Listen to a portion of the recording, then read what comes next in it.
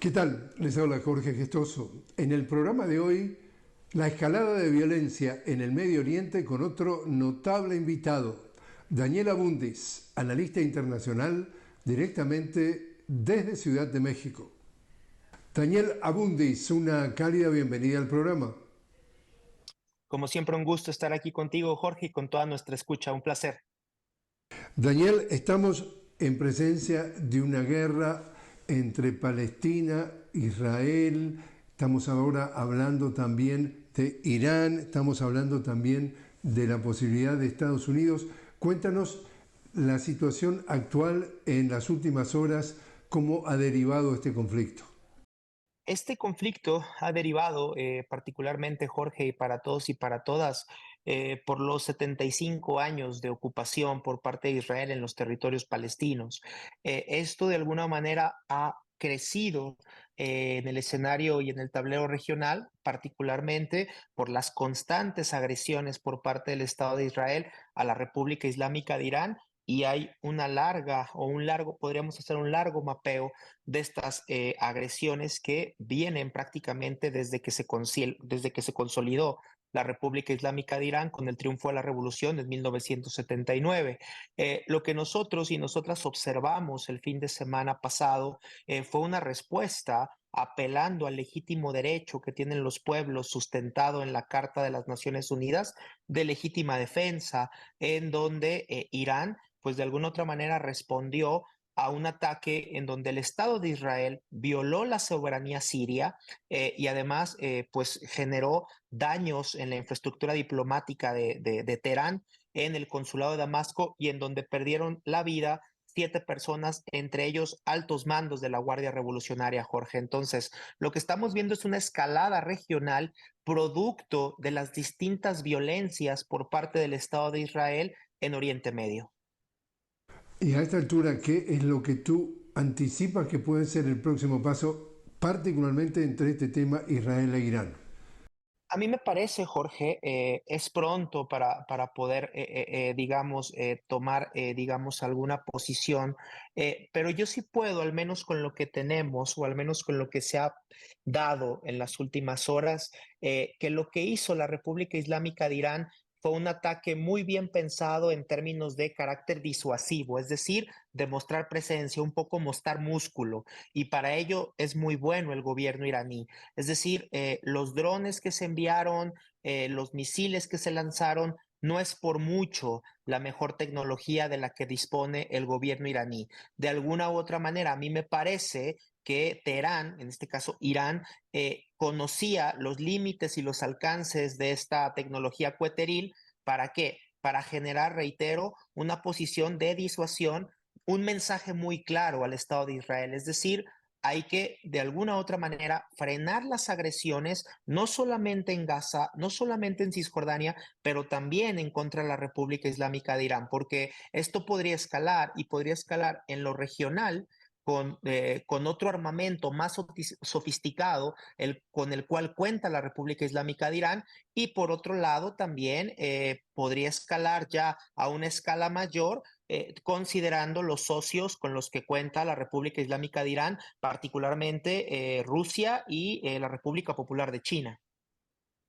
Ahora, lo que estamos viendo también es que Benjamin Netanyahu está en una encrucijada, grandes problemas internos porque definitivamente su popularidad es cuestionada dentro de su país, le cuestionan cómo es la cosa, que pasan las semanas y los meses y los rehenes no aparecen, es decir, las familias, los familiares de alguna forma le cuestionan eso, al mismo tiempo tiene cada vez más frentes, tiene entonces Gaza, Cisjordania, el sur del Líbano y ahora, bueno, además de Siria, ahora agrega Irán.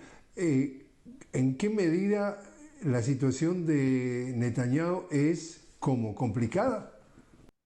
Sumamente complicada, Jorge. Ya se venía dando desde antes de la intervención en Gaza. Sabemos de la baja popularidad de Benjamín Netanyahu desde antes del principio de la pandemia en 2020, acusado de procesos de corrupción, envuelto en un juicio político, con muy baja popularidad al interior de las complejidades dentro de las distintas posiciones políticas dentro del Estado de Israel.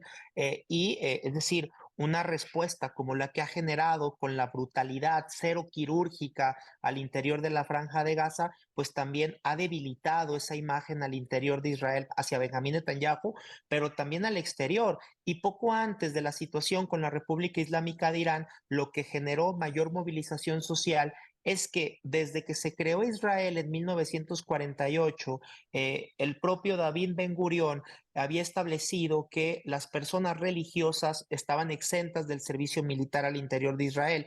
Históricamente, a los distintos primeros ministros en Israel, esto les había servido como una moneda de cambio para generar gobierno al interior del Parlamento israelí. Benjamín Netanyahu ha quitado la excepción, lo cual generó muchísima molestia dentro de los ultraortodoxos y esto de alguna otra manera también le ha generado una crisis política tremenda. Entonces, a mí me parece que Netanyahu, la acción por parte de Teherán, de la República Islámica de Irán, de nueva cuenta lo que él pretende es fortalecer su imagen construyendo esta lógica, esta narrativa de un enemigo al exterior. Pero a mí me parece que está rebasado, la gente pide su dimisión y hay que considerarlo, aunque nos estamos enfocando ahora en la coyuntura con los drones y los misiles iraníes, la guerra en Gaza sigue. En este fin de semana perdieron la vida más de 80 personas, hubo violencia al interior de Cisjordania por parte de colonos dentro de Jenin, dentro de Nablus. Entonces, es una situación sumamente complicada la que enfrenta el primer ministro israelí, Jorge. ¿Y cómo defines tú la posición de Estados Unidos en todo esto? Me parece que ha sido una posición sumamente tibia, sumamente también ambigua, Jorge, porque lo primero que hace Biden es decir, es férreo el apoyo por parte de Estados Unidos a Israel. Eso me queda claro que está escrito en piedra, pero por otro lado, también Joe Biden sugirió al propio Benjamín Netanyahu que esto no escalara, porque nadie quiere que esto escale, Jorge. En realidad, a Estados Unidos no le conviene, particularmente en el año electoral que se está viviendo, una escalada en la violencia, particularmente con el régimen iraní o con Hezbollah. A Benjamín Netanyahu tampoco le conviene. Entonces, a mí me parece que la posición de Estados Unidos ha sido tibia, pero particularmente va de la mano con la posición en la que actualmente se encuentra Estados Unidos, es decir, la crisis interna que está enfrentando el gobierno de Joe Biden, con toda la crítica que se hace por el apoyo mostrado a Israel, de alguna otra manera hace que esto se contenga. Y por otro lado, instando a Benjamín Netanyahu a que esto no escale. Además, hay que decirlo, el ataque iraní fue preciso y dentro de la lógica de derecho internacional, es decir, no murieron civiles, es decir, además de eso se buscaron objetivos de corte militar, entonces esto no tendría que escalar, apelando al derecho internacional, mientras que por el otro lado Israel desde el 7 de octubre, pues la cifra de muertos oscila ya en los 40,000, se han violentado no solamente población civil, sino que se ha perdido patrimonio y se ha desplazado a más del 80% de la población de la Franja de Gaza, Jorge. Ahora, el tema de la posición de Joe Biden también, por lo menos para algunos, es ambigua o más que ambigua, porque al mismo tiempo que pide calma, que no se escale o aumente este conflicto, sigue proveyéndole armas a uno de los participantes. Entonces, por un lado le pide que se calme y por el otro lado lo sigue armando. ¿Cómo lees tú eso? Totalmente, una política de opacidad. Actualmente los países que más armas están proviendo a Israel, como bien lo comentas, Estados Unidos y Alemania, que siguen llenando de armas justamente las bodegas del Estado de Israel. pero en medio de una crisis muy fuerte, ya lo veíamos, es decir, no solamente Biden, el mismo Donald Trump, que hoy inicia uno de los juicios pendientes al interior de Estados Unidos, ya lo decía, me parece que Netanyahu está perdiendo fuerza y que Netanyahu no está haciendo las cosas como se deben. ¿Por qué? Porque esto le está pasando un costo político muy fuerte a Estados Unidos, Jorge. A mí me parece que en el discurso hay que mantener el apoyo a Israel, se mantiene también en los dólares, no hay que olvidar que de manera anual, Israel recibe 3.8 billones de dólares por parte de Washington solamente para temas militares, pero en medio de esto, hay que decirlo, está pasando una factura tremenda. Hay una crisis, me atrevo a decir, al interior de la cúpula, no solamente de los demócratas, pero también de los republicanos, porque las maneras por parte de Benjamín Netanyahu han rebasado mucho las normas del derecho internacional y esto está generando también críticas no solamente al interior de Estados Unidos, pero hacia el exterior. Un Joe Biden que a sabiendas de que Donald Trump tiene altas posibilidades de llegar a la Casa Blanca en noviembre próximo, ha tratado de, al menos en estos primeros momentos, de ser cauto en torno a una posible escalada, que reitero, si a mí me lo preguntan, al menos en este momento, a mí me parece que esto no va a escalar porque a nadie le conviene que escale, Jorge, pero me queda claro que es una muestra de músculo, de poder por parte de Irán ante la comunidad internacional. Te invito, Daniel, a hacer una pequeña pausa. Estamos hablando con Daniel Abundis directamente desde Ciudad de México, precisamente sobre si estamos en presencia o no de un nuevo conflicto prácticamente a nivel internacional. Enseguida regresamos.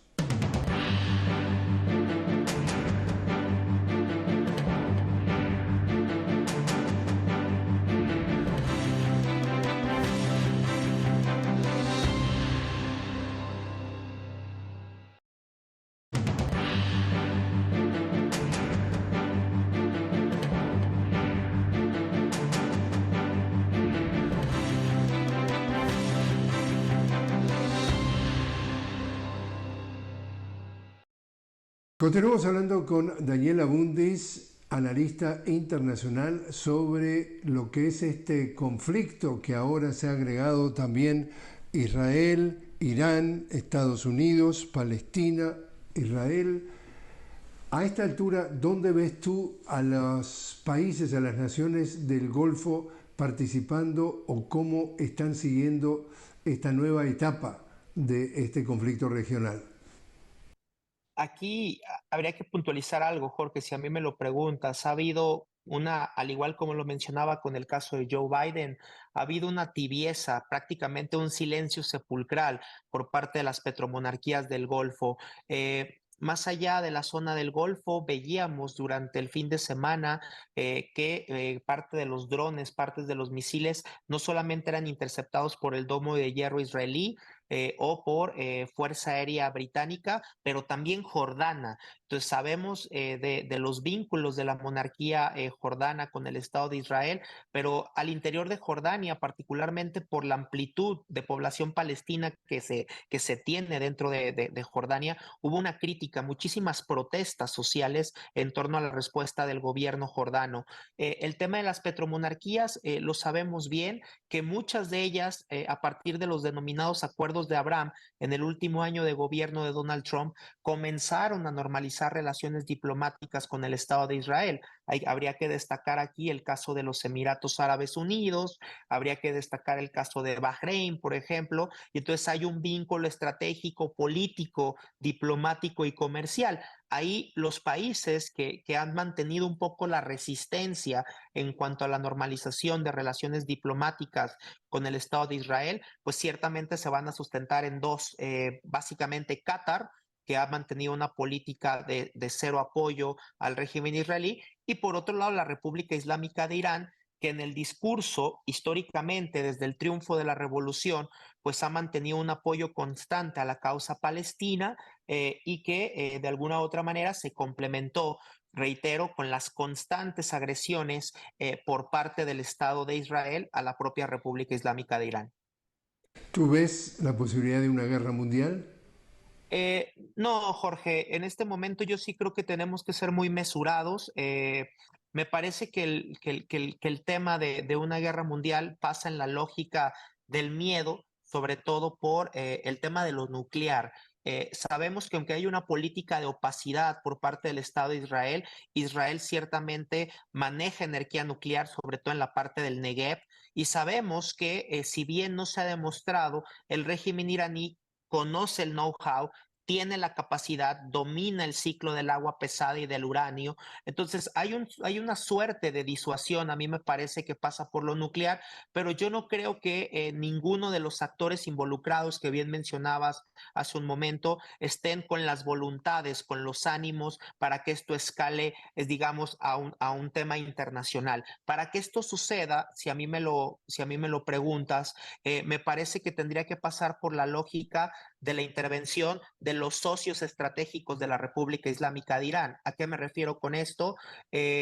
Los ataques que se dieron, particularmente por parte de Israel en Siria, llevaban un mensaje claro. ¿Por qué? Porque Siria es un socio estratégico para Rusia. Hay que recordar que en Siria se encuentra la única salida que tienen los rusos al mar Mediterráneo en el puerto de Tartus, al norte.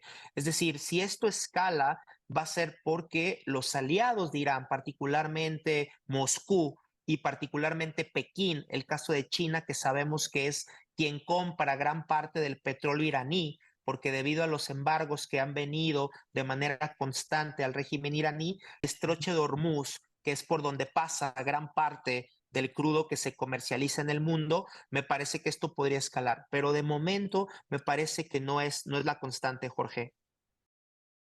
¿Y dónde está América Latina en todo esto? ¿Cómo se relaciona, cómo se manifiesta respecto a este nuevo desarrollo del conflicto del Medio Oriente? Yo creo que lo primero que tenemos que decir, Jorge, y no solamente América Latina, sino otras regiones del mundo, cómo pega particularmente con los precios del crudo. Eso es lo principal.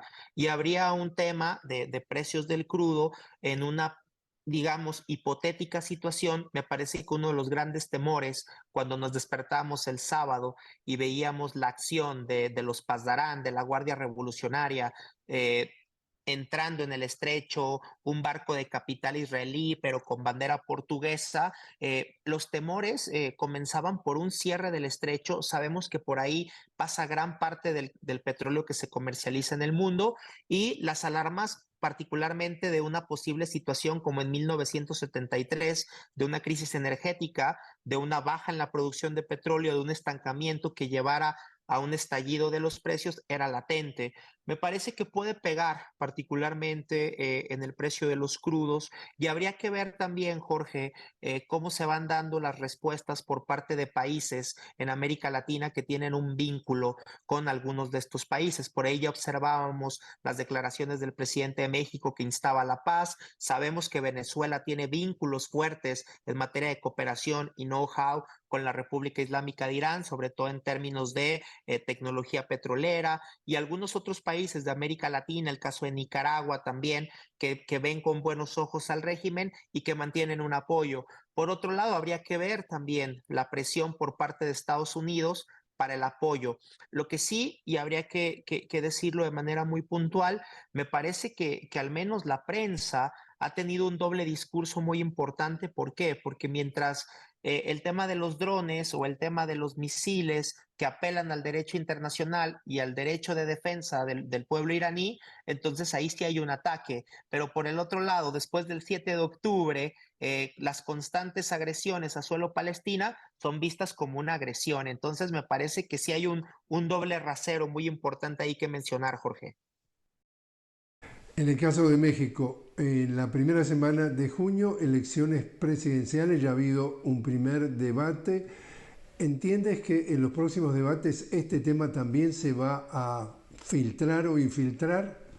Sin lugar a dudas, Jorge, para el próximo debate, por la propia estructura de los temas abordados en el primero y en los próximos debates, no se ha hablado todavía en materia de política exterior.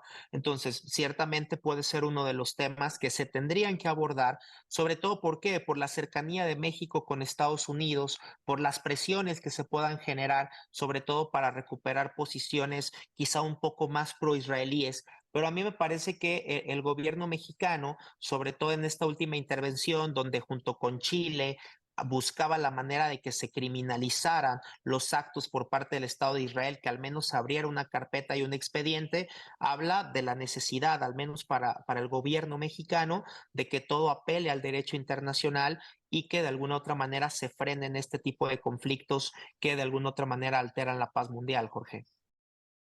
Esa denuncia en la Corte Internacional de Justicia de La Haya de Sudáfrica, calificando de genocidio lo que está practicando Israel en Gaza, ¿te parece que va a llegar a qué conclusión? ¿Cuál podría ser el próximo paso de eso? A mí me parece que es un hito, es algo sin precedentes, Jorge, particularmente por la experiencia que tuvo Sudáfrica con el tema del apartheid y en donde se han ido uniendo algunos países del sur global, en donde México y Chile por ahí también buscaban abrir la puerta para que esto de alguna otra manera sentara un precedente, en donde el fiscal particularmente tendrá que llevar una investigación que puede tardar como un año, como 5 años, Jorge, porque desafortunadamente los tiempos pueden ser sumamente dispares, pero sin duda esto marca un precedente porque ya hay elementos y se han mencionado ya elementos desde estas instancias internacionales en donde hay ciertamente